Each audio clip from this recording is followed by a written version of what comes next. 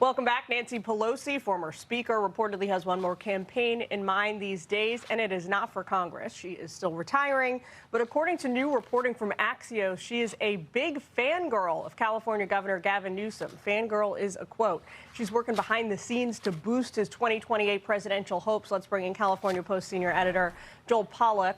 Pelosi and other older Dems, like Steny Hoyer comes to mind, have been roundly criticized by their own party for failing to groom a new next generation of party leaders.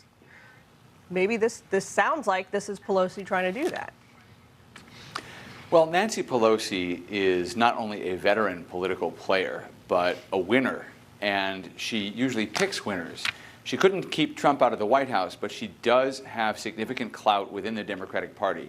Keep in mind, she's not only connected to that older generation of establishment Democrats, but she also has significant credibility on the left. And even though she had some fights with AOC and the Squad, ultimately they accepted her leadership. She may be one of the few figures left in the Democratic Party who can span those two generations of the party. And her endorsement is going to mean a lot for Gavin Newsom's fundraising and for what they call the donor primary, that is, the collection of money in the year or so before a presidential campaign actually begins. Well, and that, I think, public support, but even more importantly, I think getting access to her incredibly large donor base could potentially be game-changing for somebody like Newsom, right? Absolutely. And of course, he is mastering the art of social media. He's trolling President Trump. And critics such as myself, will say that his record in California is very poor. But Democratic Party primary voters don't seem to be in the mood to judge candidates based on their record. Right now, they want a fighter. They want someone who can stand up to Donald Trump. And Pelosi certainly did that. We all remember when she tore up his State of the Union address. And Gavin Newsom is from the same mold. They're also, of course, both from San Francisco. They have a distant family relation, and they've been partners for many years. So in that sense, it's a natural pairing, but it could also be a very consequential one.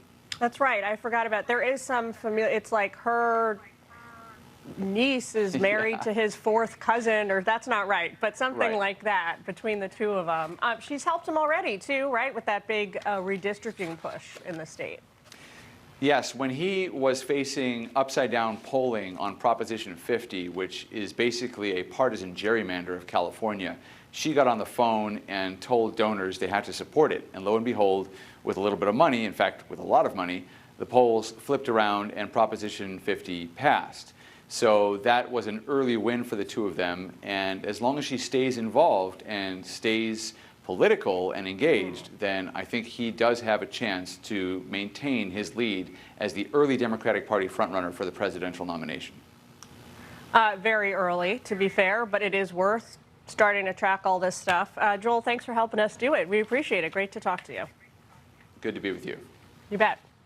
We'll be right back after this break.